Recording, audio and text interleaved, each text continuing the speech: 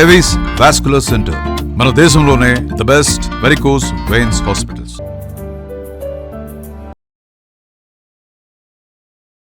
Suman TV ప్రేక్షకులకు నమస్కారం. ప్రస్తుతం మనతో పాటు ఉన్నారు ప్రముఖ జ్యోతిష్యులు బ్రహ్మశ్రీ నందిపట్ల శ్రీహరి శర్మ గురువు గారు. మరి ఆగస్టు 9న ఏకాదశి వస్తుంది. మరి అలాగే ఆ రోజు ఆచరించవలసిన విధి విధానాలు ఏమిటి, ఇవన్నంతా కూడా గురువు గారు తెలియజేస్తారు, మాట్లాడతారు. గురువు గారు నమస్కారం. గురువు గారు, వాగర్థ వివ సంపృక్తౌ వాగర్థ ప్రతిపత్తయే జగతః పితరౌ వందే పార్వతీ పరమేశ్వరౌ. ఆదిత్యాయ చ సోమాయ మంగళాయ బుధాయ చ గురుశుక్రశనిభ్యశ్చరాహవే కేతవే నమః. శృంగేరి జగద్గురు పీఠాధిపతులకి, కంచిపీఠాధిపతులకి నమస్కారములు తెలియజేసుకుంటూ కార్యక్రమాన్ని ప్రారంభిద్దాం. గురుగారు, మరి ఆగస్టు 9న ఏకాదశి విశిష్టత ఏంటి గురుగారు? మేమంతా కూడా ఆ రోజు ఏం చెయ్యాలి, ఏం ఆచరించాలి? ఆగస్టు 9వ తారీఖు ఇది మనకు విష్ణుమూర్తి భగవానుడు శయన ఏకాదశి అని చెప్పి పవళింపులోకి వెళ్ళిపోతారు కదా. వెళ్ళిపోయిన తర్వాత వచ్చే మొట్టమొదటి ఏకాదశి ఇది. దీనికి కామిక ఏకాదశి అనేటువంటి పేరు కూడా ఉంది. మనకు ఏకాదశుల గురించి అంతా కూడా శ్రీకృష్ణ భగవానుల వారు వ్యాసుని యొక్క సాక్షిగా పాండవులకి వివరించినటువంటి సందర్భం.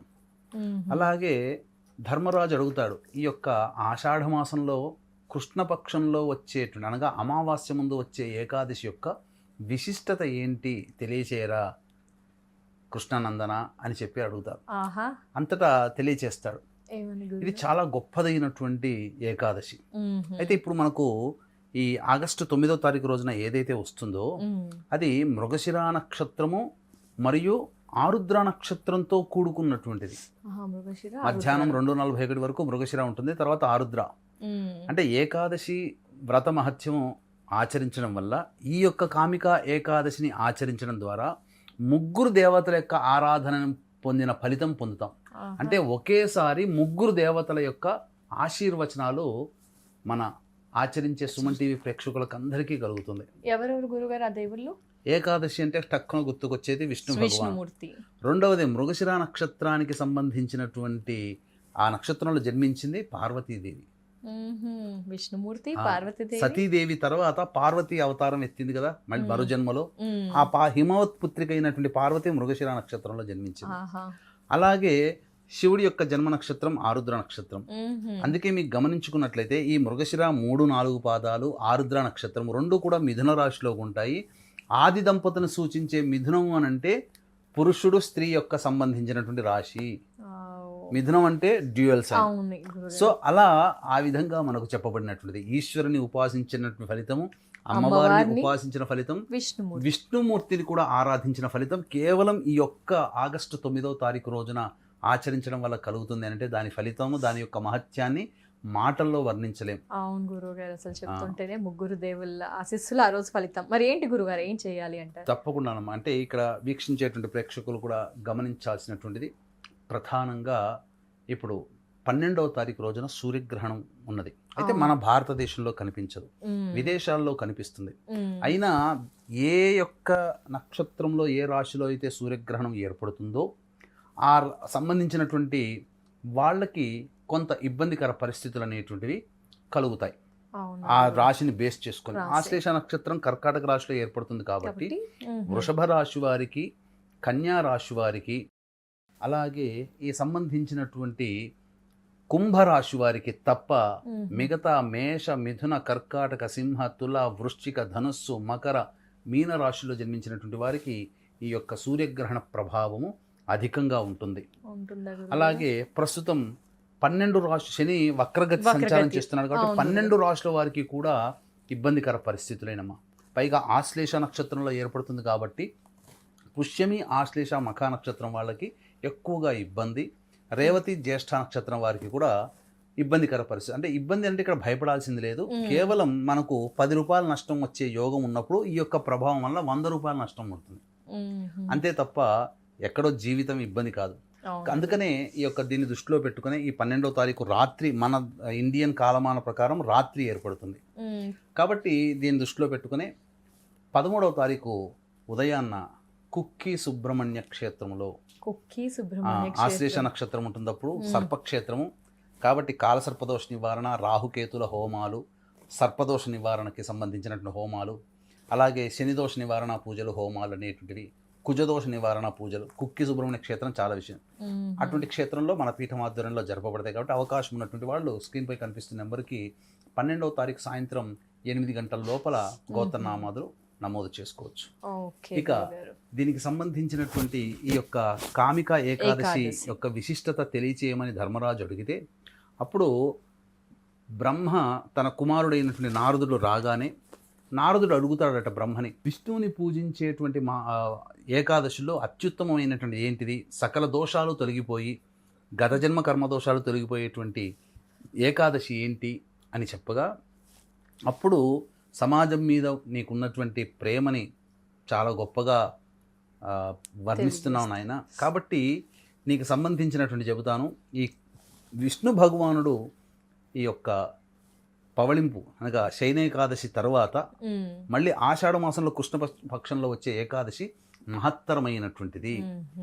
ఈ యొక్క ఏకాదశి రోజున వ్రతాన్ని ఎవరైతే ఆచరిస్తారో వారికి ప్రధానంగా కురుక్షేత్రంలో సూర్యగ్రహణం ఉన్నప్పుడు కురుక్షేత్రంలో స్నానం ఆచరించిన ఫలితం, శ్రావణ మాసంలో సోమవారంతో కూడుకున్నటువంటి పౌర్ణమి రోజున పూజ గోదావరి స్నానం కానీ గంగా స్నానం కానీ చేస్తే ఎంత ఫలితమో, ఆవుని దూడతో సహా దానం చేస్తే ఎంత ఫలితమో, పావు కిలో బంగారంతో ఆ యొక్క విష్ణువుని అర్చించిన, కిలో వెండితో విష్ణువుని అర్చించిన వచ్చే ఫలితము ఈ యొక్క కామిక ఏకాదశి రోజున తులసి దళముతో అర్చిస్తే అంతటి పుణ్య ఫలితం కలుగుతుంది.